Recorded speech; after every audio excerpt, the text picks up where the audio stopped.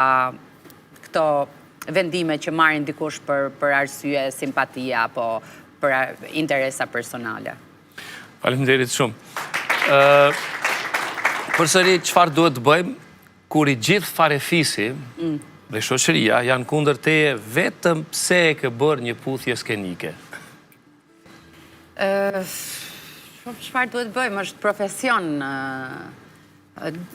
Karakteri dhe... Je keq kuptuar? Jo, karakteri dhe... Sepse publiku shpeshherë ngatron personazhin në të cilin ti po luan në një film, në një serial, në një pjesë teatrore.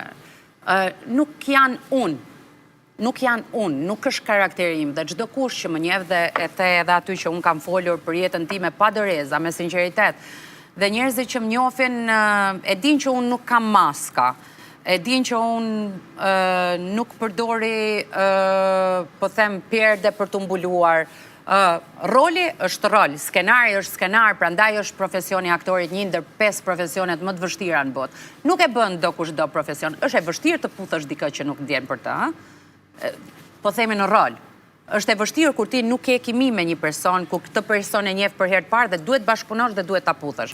Kështu që duhet ta dinë të gjithë, jo vetëm farefisi, por edhe e gjithë media, edhe publiku që është shumë e vështirë të puthesh dhe të bësh sikur ndjen për një person që faktikisht nuk ndjen asgjë.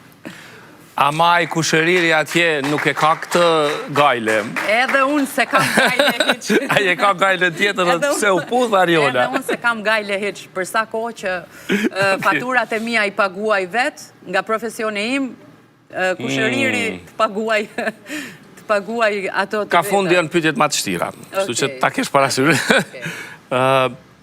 Çfarë duhet të bëjmë kur fëmijët nuk e pranojnë një partner të ri në jetën e nënës pas ndarjes nga babai? Me këtë nuk jam përballur personalisht.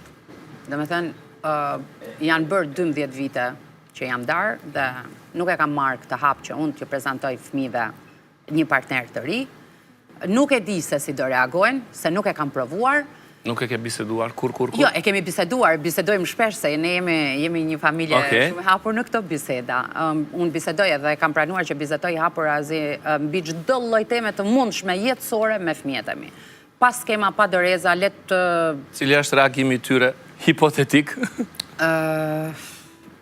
Mendoj që do ndjenin pak xhelozi, se ata janë xheloza kundrejt njëri tjetrit, e imagjino kundrejt një partneri.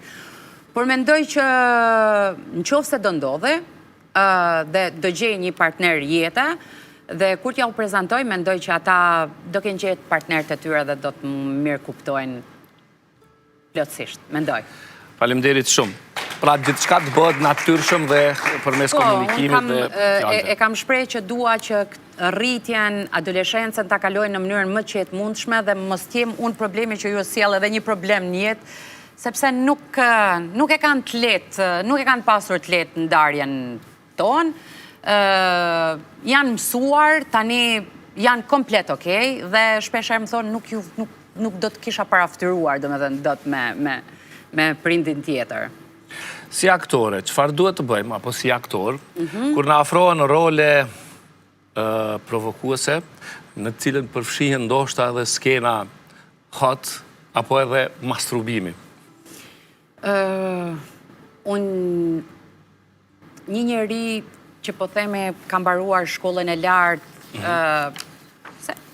ka mënyra për të mbaruar një shkollë, për të marrë një diplom, po një njeri që lexon, që e mbush botën e vetë shpirtërore me të gjitha këto personazhe, e që në fakt jemi hipokrit, shumë hipokrit, ne si popull, e kam thënë shpesh, jo për të ofenduar,